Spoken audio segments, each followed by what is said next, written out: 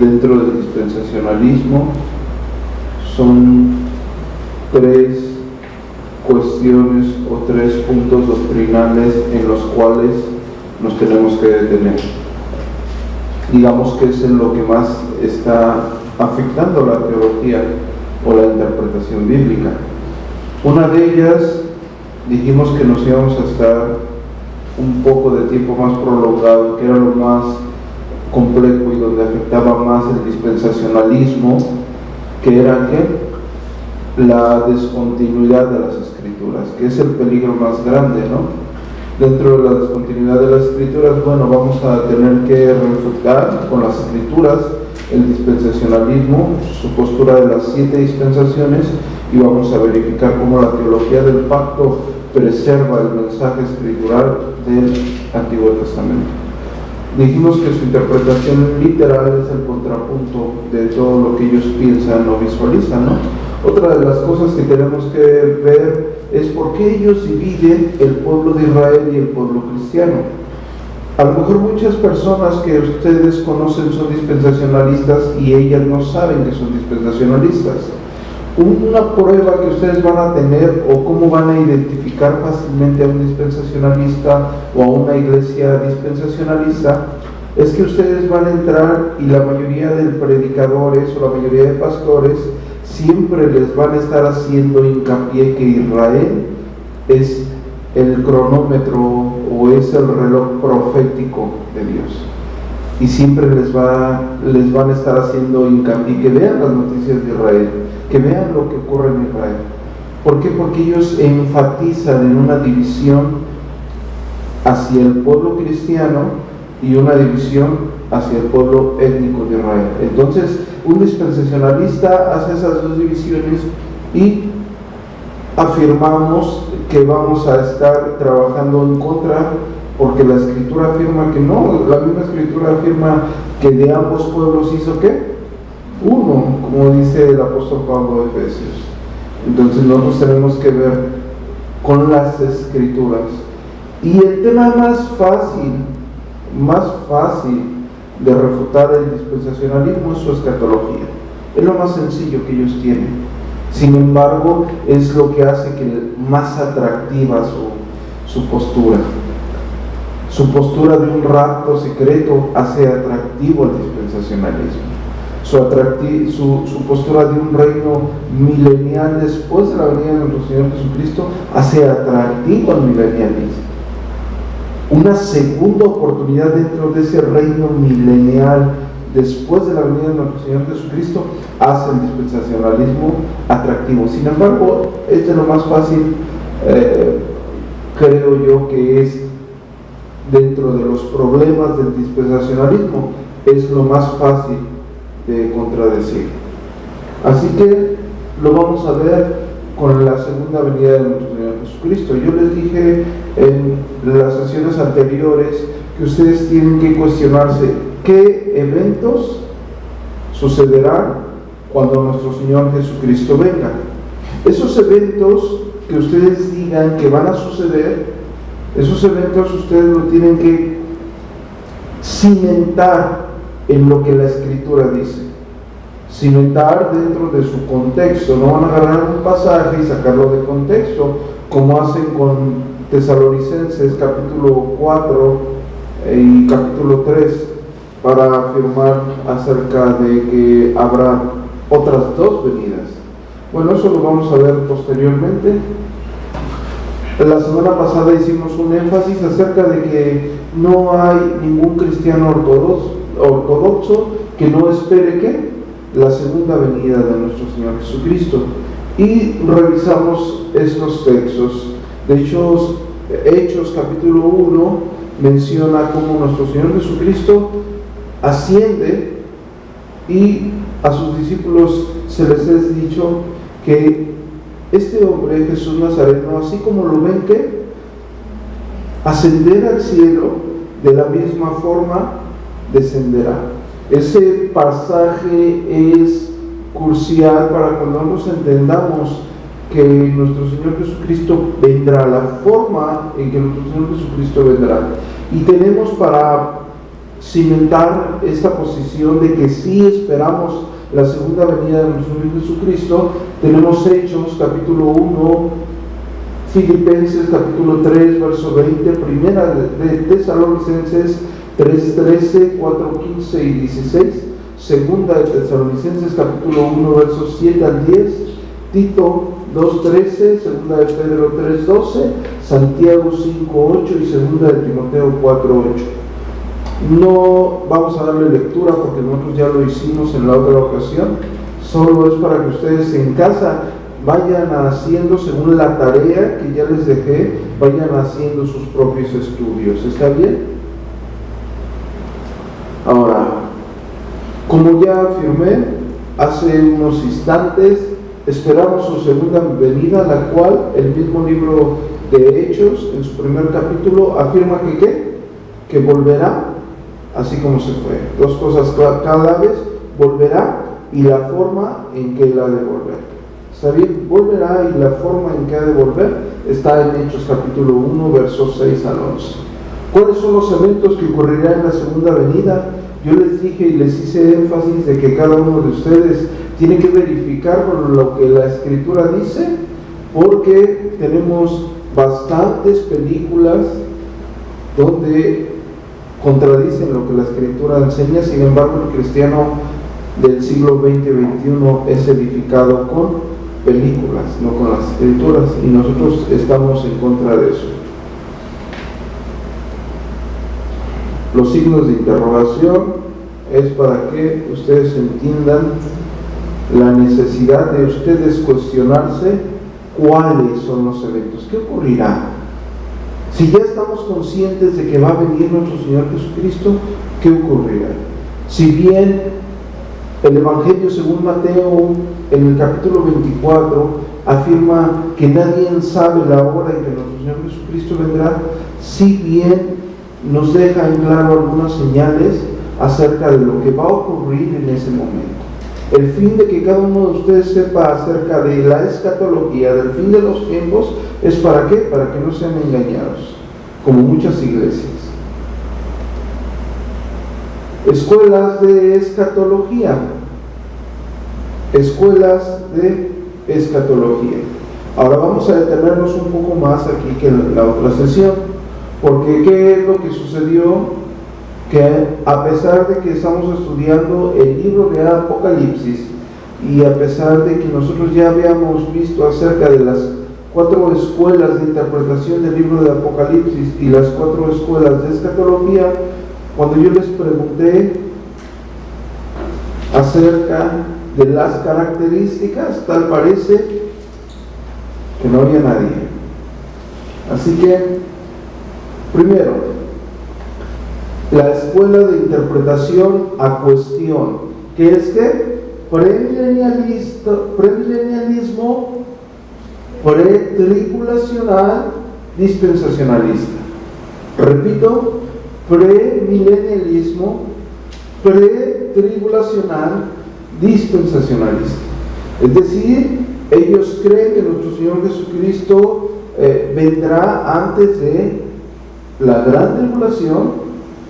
Habrá un rapto secreto, aquí está en la pantalla, habrá un rapto secreto, ¿sí? Y después volverá a venir nuestro Señor Jesucristo. Y ellos creen que habrá un milenio ¿qué? Literal, después de la segunda venida de nuestro Señor Jesucristo. Ellos creen que aquí habrá un reino, y en este reino habrá una segunda oportunidad. Y después, aquí habrá un juicio final y un estado eterno. Por lo tanto, ellos ven 1, 2 juicios, 1, 2, 3 venidas y un reino milenial literal. Bueno, ya si ustedes están haciendo sus anotaciones, pues como que luego lo más seguro es que no les cuadre 3 venidas y 2 juicios finales. Características del premilenialismo dispensacional: un rapto secreto antes de la gran tribulación. En la segunda venida de nuestro Señor Jesucristo sería para ellos una tercera o una segunda muy larga, ¿sí? Ayer le estaba echando un vistazo, no me detuve mucho a leer el libro, un libro que me prestaste, y esta persona dice que así como vino la primera vez, fíjense lo que dice, así como vino, es dispensacionalista esta persona, así como vino la primera vez, que estuvo un poco más de 30 años en esta tierra, o sea que es una segunda venida, pero que hizo muchas cosas en esa segunda venida, ¿sí? O sea, hubo milagros, hubo señales, nuestro Señor Jesucristo, primera venida, así como vino y hizo muchas cosas, fue a la cruz y murió por nuestros pecados, bueno, que él dice lo que hace que su segunda venida va a ser de aquí a acá.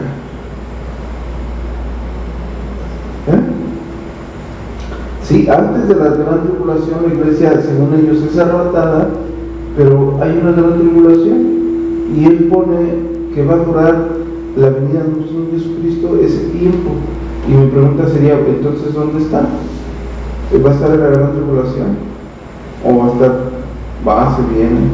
Está muy confuso su pensamiento, muy no controversial, la forma sencilla en que expone es para alguien que no conoce nada de las Escrituras, que no ha estudiado el tema y que con un simple repaso visual puede entender algo a la manera que lo ve, pero muy sencillo y pues mal interpretado, ¿no?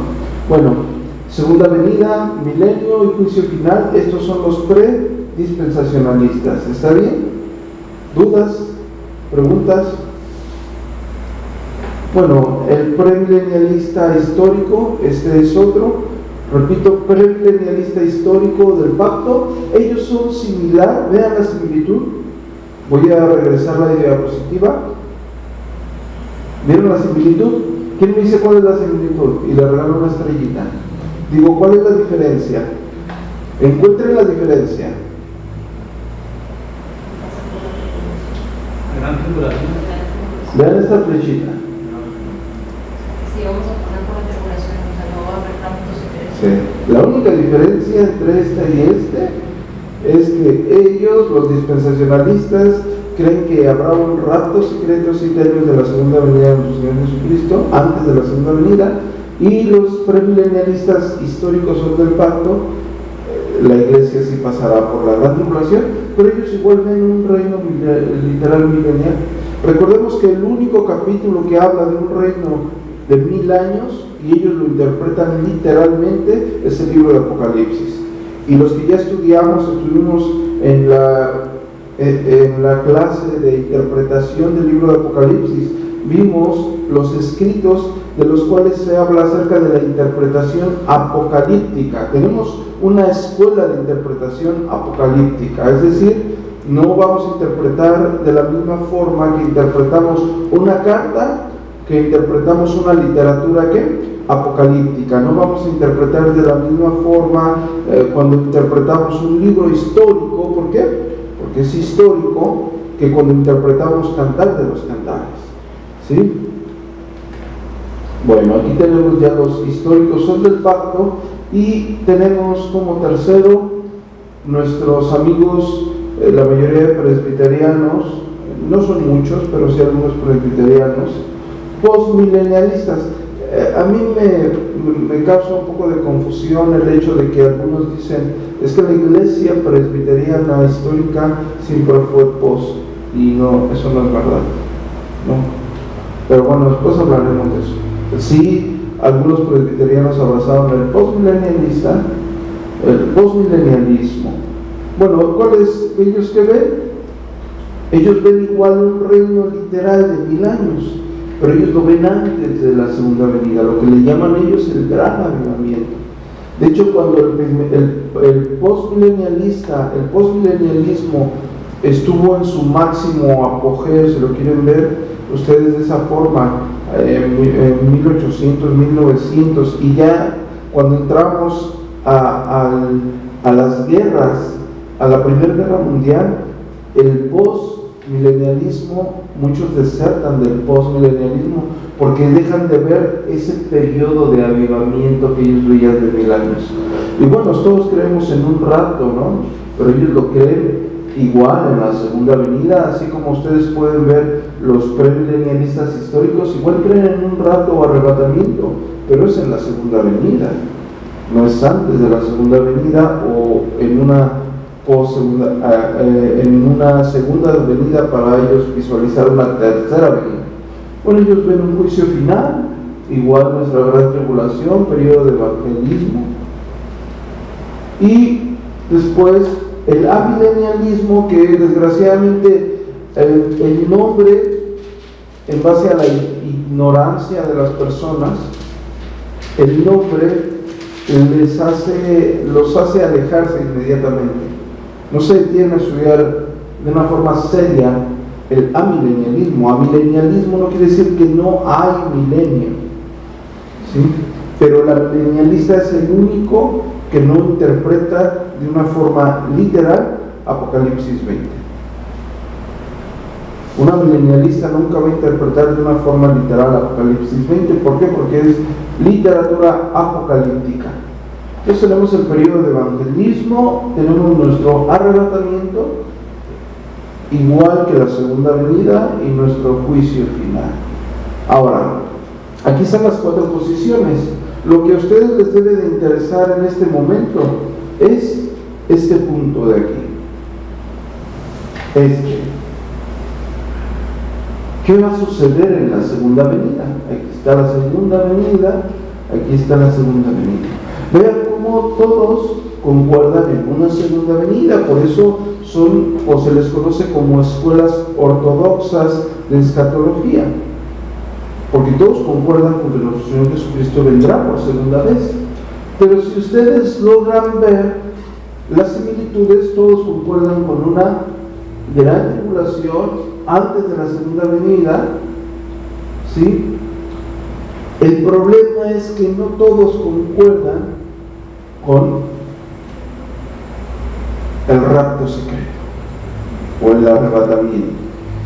Las escuelas tradicionales, estamos hablando de 1700 años atrás, del 1700 hacia atrás, 1800, tenían estas escuelas. Esta escuela viene a ser nueva, novedosa. Las personas que creen en un rapto secreto, ellos no saben, pero ellos creen en una escuela de hace unos 200 años. ¿Sí me explico? Ahora, entonces, una discrepancia bastante clara y con bastante problema sería ¿qué? El rapto secreto.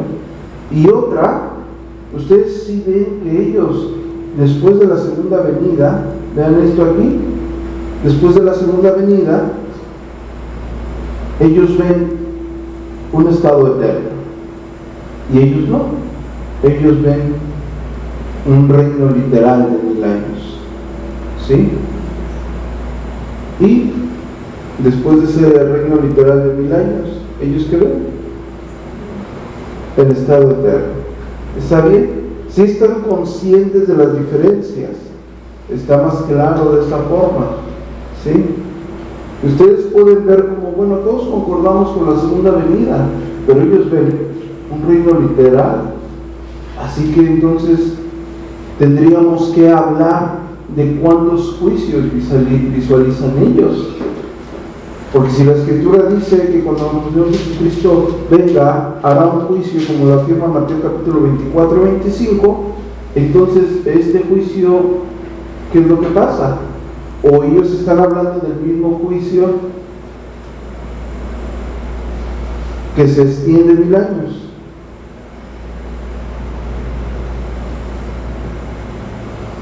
Y aquí no, aquí pasamos en el mismo instante cuando Jesucristo viene a ejercer juicio, a apartar a las ovejas de los cabritos, y las ovejas están al lado de nuestro Jesucristo por la eternidad, y los las personas o los impíos serán arrojados eternamente al fuego eterno.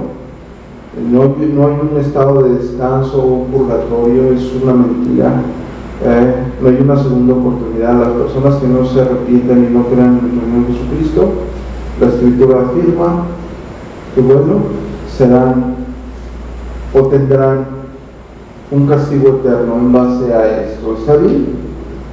Entonces yo creo que hasta aquí no hay duda, ¿no?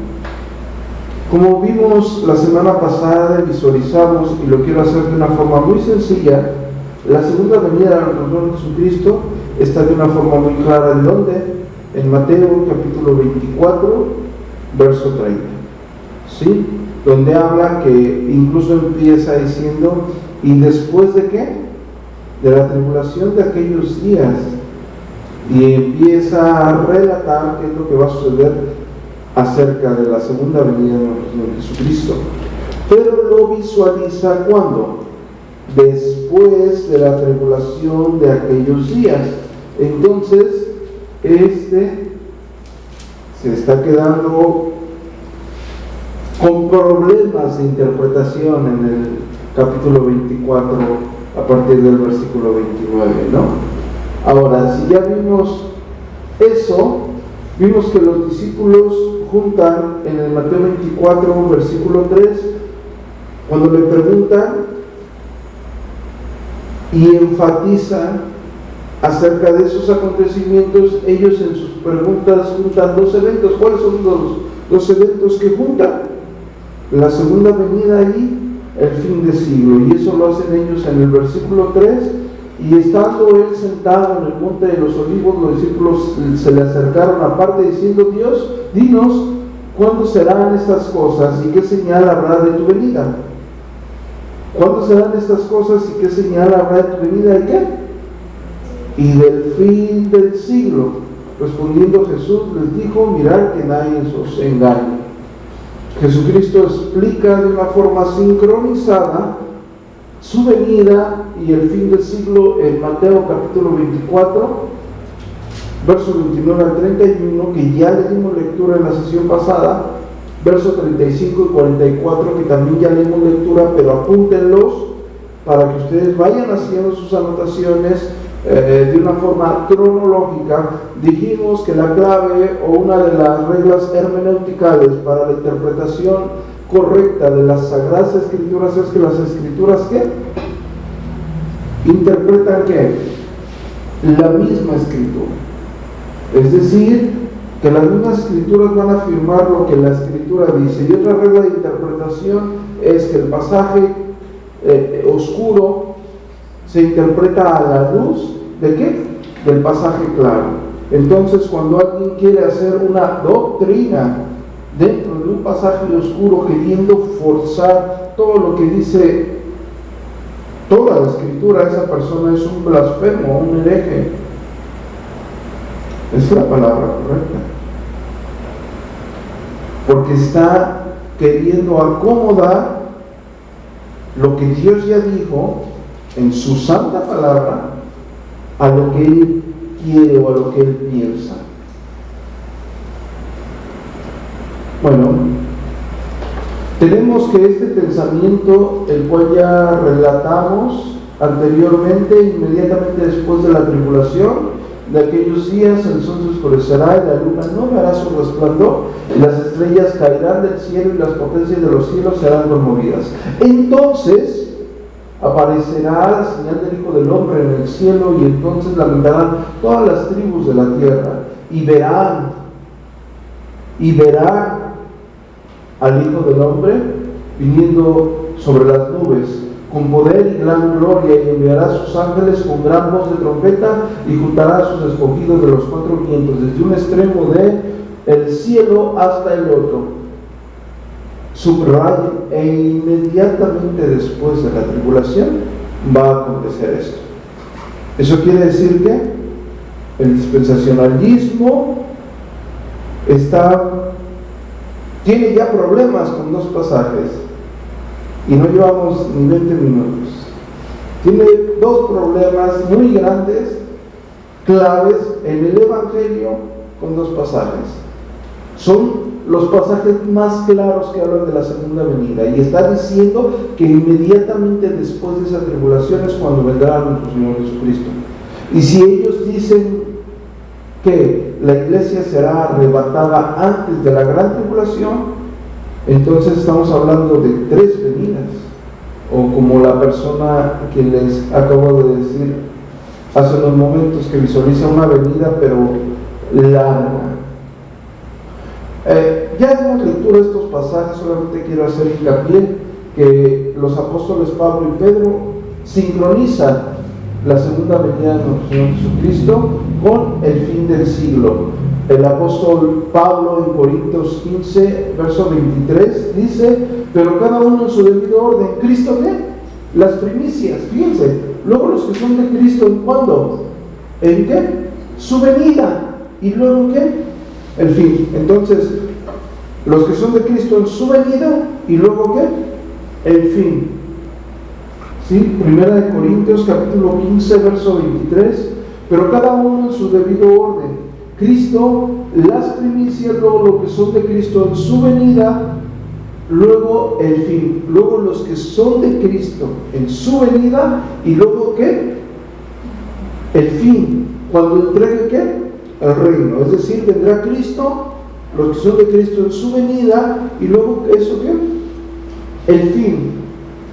Cuando haya entregado un reino, se entregará un reino. Ustedes tienen que hacer preguntas: ¿qué reino se va a entregar? Si los amigos dispensacionalistas dicen que el reino será después de su segunda venida, entonces, ¿qué reino va a entregar? Entonces ya tendríamos, o ya estarías hablando de 4 venidas. ¿Y en qué momento se va en su reino milenial? Es herejía, eso es herejía. Porque preciso es que reine hasta que haya puesto a todos sus enemigos bajo sus pies. Es decir, que Él ya está reinando, ¿no? Porque estamos diciendo, cuando entregue el reino a Dios y Padre, cuando haya suprimido todo dominio y toda autoridad y potencia, cuando les habla a los discípulos en Mateo y les da la gran comisión, ¿Él qué les está diciendo? Que se les ha dado ¿qué? Autoridad y ¿qué más? Y toda potestad, ¿no? Él tiene toda potestad. Entonces estaríamos hablando que Él está reinando en estos momentos en gloria. ¿Y por qué es preciso que Él reine? ¿Hasta cuándo? Entonces, ¿Él está reinando o no está reinando? Él reina. Bueno, ya imaginarán ustedes dónde ponen ellos estos versículos, ¿sí? Los ponen después de la segunda venida. Pero ¿cómo pones después de la segunda venida si aquí ya está hablando que ya entregó un reino? Y el reino es entregado cuando haya suprimido todo dominio y autoridad.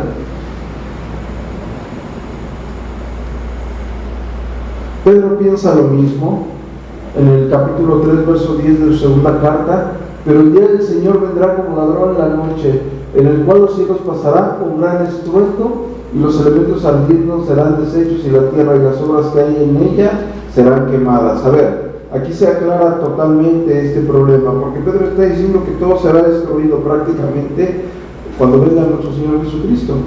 Entonces, si todo será destruido cuando venga nuestro Señor Jesucristo, ¿qué reinará o dónde reinará?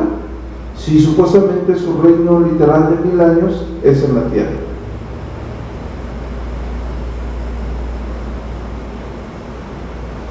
En lo que vimos del apóstol Pedro, dice que entregará un reino cuando haya suprimido todo, después de su venida. ¿Sí? O sea, Él vendrá y entregará un reino. Y aquí Él está diciendo que cuando Él venga, todo será deshecho, todo será destruido. Entonces, ¿a dónde pasará a reinar? Bueno, ustedes ya se tienen que estar haciendo esas preguntas. No es lo mismo estudiar las Escrituras que ver un programa de televisión y que ver lo que te dice Hollywood. La resurrección de los santos será en el mismo instante en que el arrebatamiento. Primera de Tesalonicenses 4:16: porque el Señor mismo, con voz de mando, con voz de arcángel y con trompeta de Dios, descenderá del cielo, y los muertos en Cristo, ¿qué? resucitarán primero. Es decir, cuando Él descienda a los muertos en Cristo, resucitarán primero. Luego nosotros, los que vivamos, los que hayamos quedado, seremos arrebatados juntamente con Él. A ver, Él viene, los muertos resucitan y los que hayan quedado serán ¿qué? Arrebatados. ¿Cuándo? En su venida, no antes de su venida. Entonces, ¿dónde queda un supuesto rapto secreto? Que después lo vamos a estudiar eso con más. Ahorita no estamos estudiando el rapto secreto. Voy a pasar una sesión especial para el rapto. Ahorita tenemos que poner la mirada en los acontecimientos que suceden en la segunda venida. Y según 1 Tesalonicenses capítulo 4, verso 16, está aclarando y está afirmando que cuando Él venga, los muertos en Cristo resucitarán primero y los que hayan quedado serán arrebatados. Y si ustedes le suman que Pedro ya afirma en su segunda carta, en el capítulo 3, que cuando Él venga, todo será ¿qué? Destruido. Entonces, tenemos que hacer referencia, según Mateo 24 y 25, a que también se está hablando del juicio en el momento que nuestro Señor Jesucristo venga. 1 Corintios 15, 23, pero cada uno en su debido orden, Cristo las promesas, luego los que son de Cristo, ¿en qué? En su venida. Nuestro Señor Jesucristo dijo que levantará a sus santos, ¿cuándo? El último día. ¿Sí? Y esa es la voluntad de mi Padre, el que me envió, que de todo el que me diera no pierda yo nada, sino resucite. ¿Cuándo? En el día postrero. Y esa es la voluntad del que me ha enviado, que todo aquel que vea al Hijo y cree en Él tenga vida eterna, y yo le resucitaré. ¿Cuándo? En el día postrero. ¿Cuándo será la resurrección? En el último día, ¿no? Si estamos hablando del día postrero. Nuestro cuerpo será transformado, según Filipenses capítulo 3, verso 20 y 21. Mas nuestra ciudadanía está ¿dónde? En los cielos, donde también esperamos al Salvador y Señor Jesucristo, el cual, es decir, estamos esperando a nuestro Señor Jesucristo. Está hablando de la segunda venida, lo esperamos. Y cuando Él venga, el cual transformará el cuerpo de la humillación nuestra para que sea semejante al cuerpo de la gloria suya, por el poder con el cual puede también sujetar a sí mismo todas las cosas. Es decir, ese mismo instante será la transformación, seguido de la ¿qué? Resurrección que viene, el juicio. Segunda de Pedro 3:10, pero el día del Señor vendrá como ladrón en la noche, en el cual los cielos pasarán con grandes estruendo y los elementos ardiendo serán deshechos y la tierra y las obras que hay en ella serán quemadas. Juicio de los malvados, segunda de Tesalonicenses capítulo 1, versos 7 al 10. Y a vosotros que sois atribulados, daos reposo con nosotros, cuando se manifieste el Señor Jesús desde el cielo con los ángeles de su poder. Cuando se manifieste ¿quién? En llama de fuego, para dar ¿qué? Retribución a los que no conocieron a Dios ni obedecieron el Evangelio de nuestro Señor Jesucristo, los cuales sufrirán pena de ¿qué? Eterna perdición, excluidos de la presencia del Señor y de la gloria de su poder. ¿Juicio de quién? De los malvados. Será ese mismo instante. Entonces, ¿dónde queda también una segunda oportunidad? ¿No que habrá una segunda oportunidad? Bueno, el texto es claro. Incluso el fin de ponérselos aquí es para que todos puedan verlo y leerlo conmigo, y ustedes pueden ver que con la lectura contextual, gramaticalmente hablando de lo que estamos viendo, se aclara o aclararían ustedes una postura escatológica correcta. Un solo juicio, Hebreos, segunda de Pedro, Judas y segunda de Tesalonicenses, hacen mención y afirman lo que ya hemos venido hablando, ¿no? Nuestro Señor Jesucristo vendrá. En el momento que venga, los muertos en Cristo resucitarán primero. Las personas que hayan quedado serán arrebatadas en ese instante. El juicio de los malvados, de los impíos. Malvado no es aquel que está matando y se junta con los sicarios y nada más el Chapo Guzmán, su pandilla, es el malvado. No, el malvado puede ser el doctor más moralmente hablando mejor portado, ¿sí?, que ha rehusado lo que Jesucristo hizo en la cruz del Calvario por nosotros y blasfema su nombre, pensando que hay otros caminos de agradar a Dios bajo su pensamiento entenebrecido por el pecado. Ellos son los impíos, ¿sí? ¿Por qué? Porque ellos no son mejores que nosotros. Todos somos pecadores. Por cuanto todos pecaron, están destituidos de la gloria de Dios. Todos somos igual de pecadores. La única diferencia entre ellos y nosotros, que nosotros reconocemos que Jesucristo fue a la cruz y murió por nuestros pecados y creemos en Él. Nosotros ya hablamos acerca de la fe que salva, la verdadera fe. La noticia correcta: Jesucristo muere y resucita para el perdón de nuestros pecados. La convicción de que aquello es verdadero, que no es un cuento nada más, sino que verdaderamente el Hijo de Dios estuvo en esta tierra, y depositar nuestra confianza, nuestra fe, creer en Él para el perdón de nuestros pecados. Bueno, los textos hablan por sí mismos, son los textos que les acabo de mencionar: Hebreos 9:27, 2 de Pedro 3:7 y Judas, verso 14 y 15, y 2 de Tesalonicenses. Ahora, el día del juicio será el mismo día que la segunda venida. Ya lo habíamos hablado. Claro que sí. El día del juicio será el mismo día que la segunda venida. Sí, no hay una segunda oportunidad, no hay un tiempo de espera, no. Eso lo afirma Mateo capítulo 25, del verso 31-33. Lea todo Mateo 24-25 y 2 de Tesalonicenses capítulo 1, del verso 6 al 10. Porque es justo delante de Dios pagar con tribulación a los que os atribulan, y a vosotros que sois atribulados, daros reposo con nosotros, cuando se manifieste el Señor Jesús desde el cielo con los ángeles de su poder, en llama de fuego, para dar ¿qué? Retribución a los que ¿qué? No conocieron a Dios ni obedecieron el evangelio de nuestro Señor Jesucristo. ¿A ellos qué se les dará? Retribución, es decir, el pago por sus mismos pecados, por haber rechazado el bendito evangelio, los cuales sufrirán ¿qué? Pena de eterna perdición, excluidos de la presencia del Señor y de su gloria, de su poder, cuando venga en aquel día para ser glorificado en sus santos y ser admirado en todos los que creyeron, por cuanto nuestro testimonio ha sido creído entre vosotros.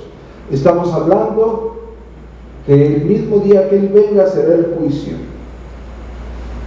Cuando el Hijo del Hombre venga en su gloria y todos los santos ángeles con Él, entonces se sentará en su trono de gloria y serán reunidos delante de Él todas las naciones, y apartará a los unos de los otros como aparta al pastor de las ovejas de los cabritos, y pondrá a las ovejas a su derecha y a los cabritos ¿qué? A su izquierda. La manera de la segunda venida, como ya hablamos en Hechos en el capítulo 1, verso 11, como se le está diciendo, será una venida personal.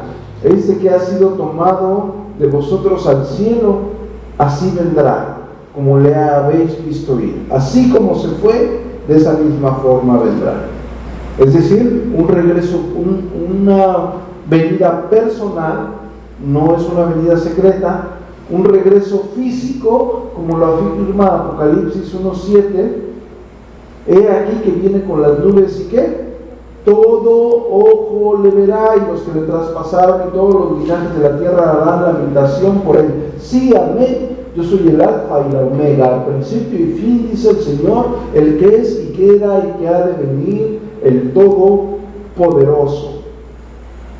Será una venida visible, como ya revisamos en todos los textos. Se los dejo anotados: Mateo 24, Marcos 13, Lucas 21, Hechos 1, Hebreos 9 y Apocalipsis 1:7. Es decir, la venida de nuestro Señor Jesucristo, a pesar de que no sabemos de una forma cinematográfica cómo ocurrirá tal evento, es decir, es inimaginable para nuestra mente finita cómo es que todo ojo le verá, cómo será manifestada esa segunda venida, ¿sí? Cómo le verán los que están de este lado y del otro lado del mundo, no sabemos, pero la Escritura afirma que todo ojo le verá. Los cuales también que dijeron, varones gentiles, que estén mirando al cielo, este mismo Jesús que ha sido tocado desde entre vosotros de arriba, en el cielo así vendrá como le habéis visto, ¿qué? Ir. Una venida repentina para los que están, los charlatanes que están diciendo o anunciando cuándo será, eso es mentira, nadie sabe. Nuestro mismo Señor Jesucristo lo dice. Nadie sabe la hora ni el día, sino solo ¿quién? El Padre.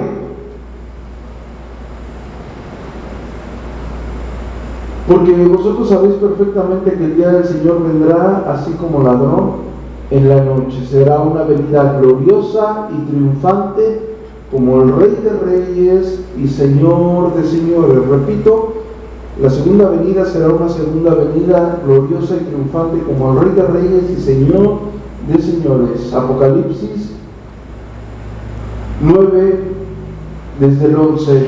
Y vi el cielo abierto, y he aquí un caballo blanco, y el que estaba sentado sobre él era llamado Fiel y Verdadero, el cual en justicia juzga y pelea. Y sus ojos eran como llama de fuego, y había en su cabeza muchas diademas, y tenía un nombre escrito que ninguno ha conocido sino solo él mismo. Y estaba vestido de una ropa teñida en sangre, y su nombre es llamado la palabra de Dios. Y el ejército que estaba en el cielo le seguía en caballos blancos, vestidos de lino finísimo, blanco y limpio, y su boca sale una espada aguda para herir con ella los gentiles, y él los regirá con vara de hierro, y él pisa el lagar del vino del furor y de la ira del Dios Todopoderoso. Y en su vestidura y en su mundo tiene escrito este nombre: Rey de Reyes y Señor de Señores. La palabra o el verbo de Dios es logos en el original griego koine. Y bueno, esto será una venida gloriosa y triunfante como el Rey de Reyes y Señor de Señores. Es decir, aquí estamos o concluimos con una breve exposición recorriendo los textos más claros en la Escritura acerca de la venida de nuestro Señor Jesucristo, para que ustedes puedan puntualizar los eventos, escuchen esto, los eventos que ocurrirán en la segunda venida de nuestro Señor Jesucristo.